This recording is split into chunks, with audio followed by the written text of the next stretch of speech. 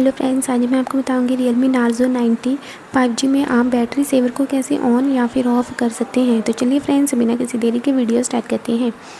तो इसके लिए आपको सबसे पहले ऊपर से नीचे का स्वाइप करना है और एक बार फिर से नीचे का स्वाइप करेंगे तो यहाँ पर आपको बहुत सारे ऑप्शंस दिखाई देंगी।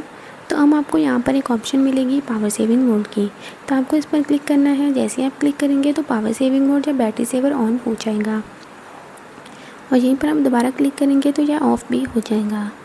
और अगर आप चाहें तो इसे सेटिंग्स में जाने के बाद भी ऑन या फिर ऑफ़ कर सकते हैं। तो इसके लिए आपको सबसे पहले फ़ोन की सेटिंग्स में चले जाना है और इसके बाद नीचे की ओर स्क्रॉल करना है। तो यहाँ पर आपको बैटरी की ऑप्शन मिलेगी, तो अब आपको बैटरी पर क्लिक करना है और यहाँ पर आप देख सकते हैं कि आपको पावर सेविंग मोड की ऑप्शन यहाँ पर मिल जाएगी। तो आपको पावर सेविंग मोड पर क्लिक करना है, तो पावर सेविंग मोड या बैटरी सेवर ऑन हो जाएगा। और अगर आप इसे ऑफ़ करना चाहते हैं तो आपको सिंपली यहाँ पर बैलेंस्ड मोड पर क्लिक कर देना है, तो वो ऑफ़ हो जाएगा। Bye bye friends.